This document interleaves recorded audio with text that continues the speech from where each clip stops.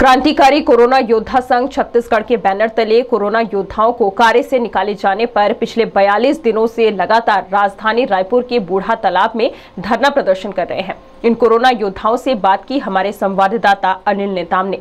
देखिए ये रिपोर्ट।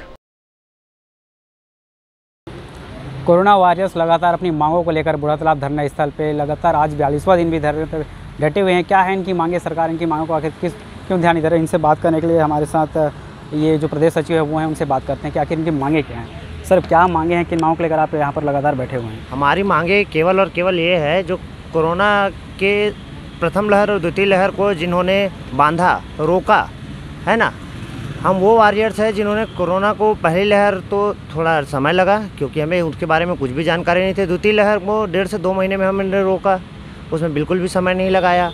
इन सब को रोकते हुए जो हमने सरकार देश के लिए अपना जो खून पसीना बहाया है, अपना समय दिया है और इस कार्य को करते हुए हमारे 50 साथी दिवंगत भी हो गए हैं। तो इन सभी चीज़ों को देखते हुए केवल और केवल अभी राज्य शासन ने हमें कार्य से कार्य मुक्त कर दिया है, सेवानिवृत्ति दे दिया है। तो केवल और केवल सरकार से हमारी एक ही मांग है कि हमें वापस कार्य पर रखा जाए। लगातार आप 42 दिन तक बैठे हैं यहाँ पर धरने पे, सरकार की ओर से कोई आया है, कोई बात हुआ है कोई आपसे? जी, सरकार की तरफ से अभी तो फिलहाल कोई नहीं आया है, पर सरकार की तरफ से एक स्टेटमेंट आया था कि एक टीम गठित की जाएगी और कुछ दिनों बाद टीम गठित भी की गई है। 1 महीना का समय उन्होंने बोला है, देखते हैं 1 महीने के बाद सरकार क्या एक्शन लेती है।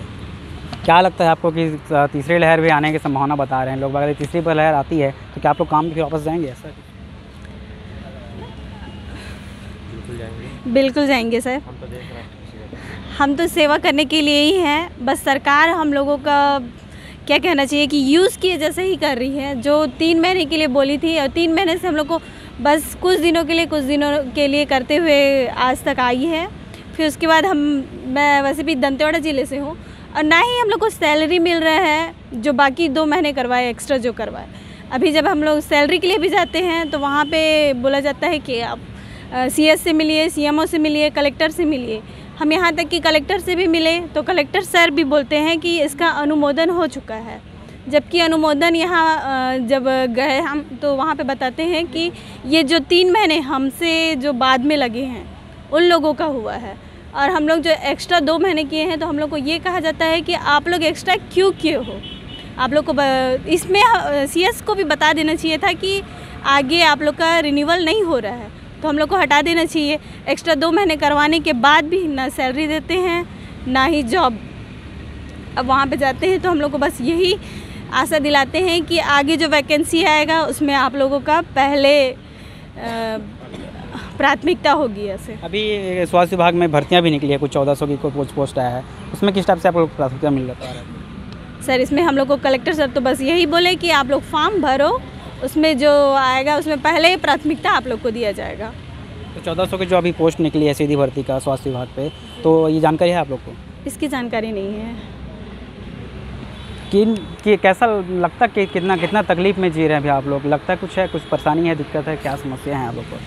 हम लोग को बहुत समस्या का सामना करना पड़ रहा है सर। आज हमको लगातार यहाँ 42 दिन हो गया है, तो आप समझ ही सकते हैं कि 42 दिन हम लोग इस बूढ़ा तालाब में कैसे अपना यहाँ गुजर कर रहे हैं, यहाँ रह रहे हैं, किन किन समस्याओं का सामना करना पड़ रहा है। हम लोग कितने ज़िले से, पूरे ज़िले से आके हम लोग 42 दिन से लगातार यहाँ धरना प्रदर्शन दे रहे हैं, फिर भी शासन हमारी आवाज़ों तक, हमारी बातों को नहीं समझ पा रही है कि इन लोग इतने दूर से आके यहाँ 42 दिन तक धरना दे रहे हैं तो इनकी समस्या को सुना जाए। हम लोग उतने दूर से आ रहे हैं, कैसे अपना समस्या, पैकेट या खर्चा, खाना खर्चा चला रहे हैं, हम लोग को ही पता है सर कि 42 दिन से कैसे हम लोग यहाँ मैनेज कर रहे हैं।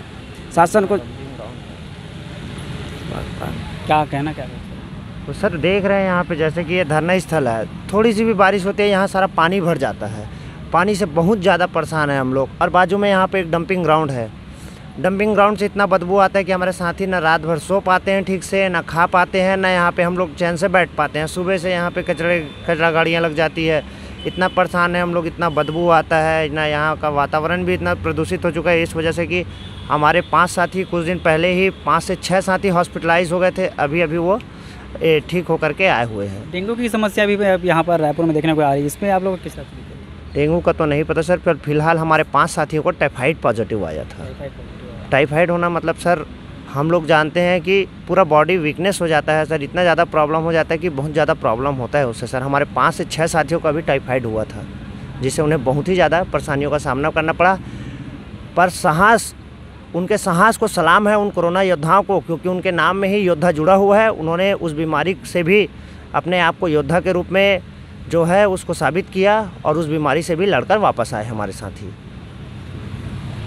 तो ये थे कोरोना वॉरियर्स जो लगातार अपनी सेवाएं कोरोना टाइम तो दिए हैं, बट अभी जब कोरोना की स्थिति जब कम हुए हैं, कोरोना जब ख़त्म की ओर रही, तो इनकी जो समस्याओं पर कोई ध्यान नहीं दिया जा रहा है।